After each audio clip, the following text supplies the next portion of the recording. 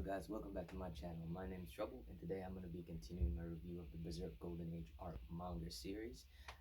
And I'm going to be picking up right where I left off from the last one, which is just a little quick reminder. So in the last few chapters that we review Assassin, we see that the King of Midland's brother, Julius, was having uh, issues that a low-born commoner such as Griffith was rising or getting such praise and fame from the king. So he tried to assassinate Griffith, but Griffith found out because he bought too of an expensive poison. Griffith found out, and then Griffith sent Guts to kill him, which Guts did, and not only did Guts kill him, Guts also killed his son, and that's where we left off last time. So right now we're gonna get into the 100 man slayer, which is Guts killing 100 man. And with that said, let's just jump right on it. So we pick up from where we left off last time, and we see Griffith walking, and then he comes across Minister Foss, which is the man that conspired with Julius, or gave Julius the idea to actually try and assassinate Griffith. He and Griffith they get into I have a list of bullet points right here. They get into like a conversation about what happened. Julius is dead. Griffith is now the main protector of Midland. The guardian angel of Midland. And this conversation goes off and continues, and then Griffith gives him like the death glare, the same glare that he gave Julius, which caused Foss. I keep calling him Fossos. I don't know why, which caused Foss to think that Griffith actually knows that he conspired. Actually, we don't know if Griffith knows that actually, but yeah. But anyway, we then cut away from that, and we see Griffith with the princess. The princess is talking to Griffith, and she gives Griffith like a necklace, and she says, "There's two of them. There's a man and a woman, and the the woman can attract the man, so the man will always come back to her because Griffith is about to go out on a campaign, and she's fallen in love with Griffith, and she says, "Okay, if you wear this in the battle, you will come back. You'll come back safely." Griffith says, "Okay, thank you, but I can't take it. So when I get back from the campaign, I'll give it to you," which makes the princess happy. And the princess then asks Casca, who has been watching this whole interaction, to make sure that Griffith comes back to her safely. So after Griffith and Casca walks away, we see the Queen of Midland for the first time in the story. We see her chastise Charlotte for giving gifts to Griffith, because remember, Griffith is a lowborn, and that's still a continuing thing going on in the Golden Age arc, which is Griffith being a lowborn, and then the aristocracy of Midland not liking the fact that he's rising so high in the kingdom. But with that said, Casca tells the princess that she will protect Griffith with her life, and then the band of the Hawk marches off to war. So the battle begins. We see everybody like the clash between the whale. I'm not even gonna pronounce. It's like the whale annihilation night core something core knights or knights core or something. I don't even remember, bro. Dawn is just fucking ridiculous. But the battle is clashing. We see Pippin. We see Judah. We see I cannot remember this dude's name. We see everyone's fighting. Everyone's clashing, and at the start of the battle, we see Casca says, like her stomach is hurting. But then we cut to Casca. We see her. She seems to have a fever. Something's not right. And then Adon comes across her, and Adon is just being a sexist asshole, saying, the battlefield is no place for women, and you know, you're soiling the battlefield by being here, and he even says to Casca that, how could a woman rise to such a high rank? It's probably because you've been sleeping with Griffith, which Casca doesn't take well. Casca attacks him, but she's sick. So Adon knocks her off her horse and is about to kill her. And right as he's about to kill her, Guts comes to save Casca. And when Guts tells him that, he feels like, he just feels like swinging his sword. It doesn't matter who. He just wants to swing his sword. And then Guts cuts off his face. Promptly cuts off a piece of his face, which is just ridiculous. Uh, which just drives him insane because he's a knight and highborn for 100 years, technique and shit like that. We all, if you were a longtime reader of Berserk, you you just know what an insufferable asshole this motherfucker is. Honest to God, this fucker is such an insufferable asshole. But anyway, um, Guts Guts okay, so Guts is talking to Katsu because he just cuts down Adon, yeah, that's his name, Adon, because he thinks that Adon is dead. He thinks that Adon is down. So he's talking to Casca. He's like, what's wrong with you? This is not like you. You got to keep your head in the game, or else you're gonna end up dead. But Casca is standing at the edge of a cliff, and she falls. She loses her balance because she's having a fever, and Guts, like, he tries to grab her, and right as he grab her, Adon shots an arrow into Guts's side, causing him to fall off the cliff with her. This sends everyone into a panic. Like all of them there, all the men that were surrounding um, all the men that were surrounding them, the band of the Hawk, because they just saw Guts and Casca fall off the cliff. And here we get a little bonding moment between Guts and Casca. Um, so they fall off the cliff, and when they fall off the cliff, Guts manages to bring them ashore. They fall into a river, and Guts manages to bring them ashore. And it was a pretty big fall. Guts realizes that Casca has passed out, so he resuscitates her, and he sees a cave, and he takes her into the cave. Casca's fever is getting worse and worse, so Guts decides the only thing that he can do, because he can't light a fire, the soldiers saw them fall and they're gonna come looking for them. So he can't light a fire. He would just be like acting like a lighthouse for the enemy soldiers to find them. So anyway, he starts to warm Casca using his body heat to warm Casca to resuscitate her.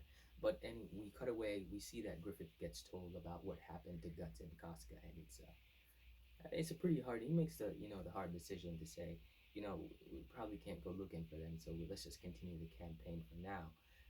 But we cut back to Guts and Casca. We finally see it's morning. It's like the next morning, I think, or it's the same day. Actually, I don't know. I think it's the same day, but it's the same day, and Casca is finally waking up from her fever, and we see Guts comes in. He says, hey, she realizes that she's naked, and she doesn't take this well. She punches Guts in the face and throws her armor. She throws knives at his head, and she's actually pretty angry about this. And Guts is like, this is why the battlefield is not for women. And Casca starts crying. She's like, you know, I never asked to be born a woman. If it was up to me, I would have never been born. I would have been born a man. And then from there on, Guts kind of asks her, why did you join the band of the Hawk? Fighting is no place. Like, it's no way for a woman to survive fighting. Um, and so we get Casca's backstory. Apparently, she grew up in a pretty poor village. The village was taxed extraordinarily hard. People starved to death all the time. She grew up in a family of six. She had six siblings, and she even says that it was a miracle that none of them had starved to death. But one day, while she was working the field, this random nobleman came across, and the nobleman told her father or her family that he wants her to come work at his castle. The family agreed because they were so poor, they didn't really have a choice. It was probably logical, as Casca states. Casca doesn't know why. Costa said, it was probably a good thing that, it just probably made sense saying that sending off their useless daughter that couldn't do anything to the castle, it's pretty sad. And on her way to the castle, the nobleman assaults her, but she manages to escape and run away. But she doesn't get far. He catches her, and he continues assaulting her. And right as he's assaulting her, Griffith comes along with this fucking sick ass sword. Jesus Christ, Kentaro and these swords, man. This is insane. Like, these weapon designs are just off the chart. But anyway, Griffith comes and Griffith gives her the sword and tells her, you gotta fight for yourself. If you want this, you're gonna have to fight. And so she picks it up, she kills him, and she asks Griffith to join. Originally, they kind of hesitate because she was a girl, but she tells him, like, I don't have a choice, I'll fight. And eventually Griffith says, all right, come along. And from there on out, Stays with the band of the Hawk. She cuts her hair to look more like a man, and she decides that she wants to be Griffith's sword. But anyway, as they were fighting, as they're going on this campaign to say, Griffith they came across a lord, a feudal lord, as she states, and he's known to be quite sober. I think that's the word, right? Sober, right? Ignoble. He's very ignoble, and stuff like that. Then she goes into a whole situation about them. They ended up doing some fighting for him, and and so they say. But before we get into that, before we get to the part, because most Berserk fan, we already know where this is going. A little boy dies, and the death of this little boy asks Griffith to kind of ask himself, was it his dream that killed the little boy? It's like the death of this little child is really affecting Griffith, and so Griffith, possibly, we don't know why, out of grief probably, decides that he needs money in order to properly fund his army. He gives himself over to this man for the night, and the nobleman, would pay him money to fund his army, to fund his dream, essentially. And even Guts is taken aback by this. Guy's like, Mister Ball of Pride? No way. But yeah, Griffith does that, and so Casca says, like, this is why I want to be his sword, because Griffith's dream is a heavy burden, and I want it to be his sword. So anyway, Casca recovers, and so that's Casca's backstory. That's why she's so attached to Griffith. She goes into like, she doesn't understand why Griffith wants him so much, why Griffith relies on Guts so much. She's never heard Griffith say he wants, like, I want you to anyone before, and she doesn't understand why Griffith continues to put himself in danger for him. But that's like the last of the conversation. After that, we see them leave, and they're running because they're being hunted. So they're running, but as they're running, an arrow comes out of nowhere, and Guts pushes Casca out of the way, and we see that they're surrounded by like 100 knights. Actually, we don't know if it's 100. It might have been more than 100, but we don't know. But we don't know. So let's just assume that it was 100 knights, and and then we see it was Adon, the dude who Guts cut off his face later. Adon says, there's another family secret, which is a 100-year family torture secret, which is he's going to use to torture Guts and Casca. No, actually, he says he's not gonna. He's just gonna torture Guts. He's just gonna give Casca over to the man. And so the fighting begins, and Guts starts killing, and we see the difference between Guts and Casca's fighting style, where Casca's fighting style is more precise. It's more, uh, you know, one-hit kill, while Guts is just a brutal bulldozer, just hacking and slicing through everyone. And so they continue to kill, but inevitably, Guts realizes that he can't really focus on killing them because he has to constantly be protecting Casca, because Casca still has the fever. The fever is lifting, but she still has it. So Guts says, go back to your master. It's typical for when a battle ends for a sword to return to its sheath. So go back to your master. Go back to Griffith. And Casca is like, I can't go. And then Guts convince her to go, so she runs off, and she's like, I will come back, so stay alive. And she's running. Adon sends some knight after her. She's running and she's running, and as this scene is happening, we cut back between Guts and Casca. Casca's running. We see Guts continue to kill. Adon sends out his little brother Samson, and Guts kill him. Guts splits his skull open. Guts really he splits this motherfucker's skulls open, right? Like, he's a beast. Gus is just murdering nonstop. But eventually the knights catch up to Casca, and Casca kills three of them. She kills quite a few of them, and then again she's being assaulted. She says she feels weak. She can't. There's nothing she can do. But she grabs a piece of stick and stabs this dude in the eye, and then she kills him. And right as they're about to attack him, arrows fly. We see Judah. has come. Judah has come to save them, and Casca quickly runs over to Judah and tells him, "Hey, we gotta go. We gotta save Guts because he's in trouble. He's going to die. If we don't go now, he's gonna die. We have to go save him." And so they run down to save Guts, and they got there, and Judah is like, there must be 100 men here. He's probably gonna be super damaged, like even if he's alive. They see Guts leaning up against a tree, and Casca runs up to him, and she's like hitting him. Hey, Guts, wake up, wake up. And Gus is like, "Hey, stop hitting me! Can you not see I'm injured? If you're gonna kill me, you're gonna make my wounds worse." And everybody laughs because they realize he's alive, he's all right. Everyone's just freaking mind boggled by the fact that he even survived this, because this is fucking insane. He just murdered 100 dude.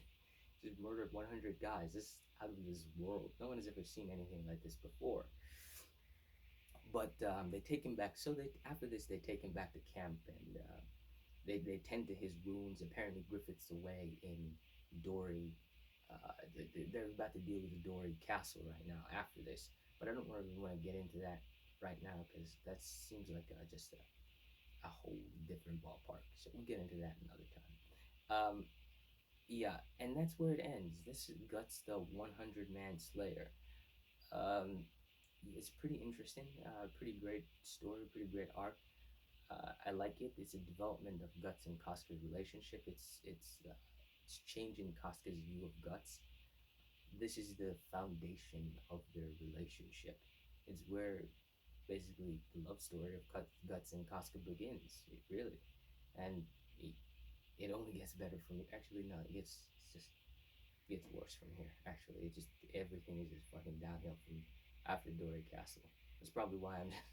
It's probably why I'm waiting to review it. But yeah, that's Guts, the 100-man Slayer. That's how Guts killed 100 men. And until next time, I'll see you in the next video.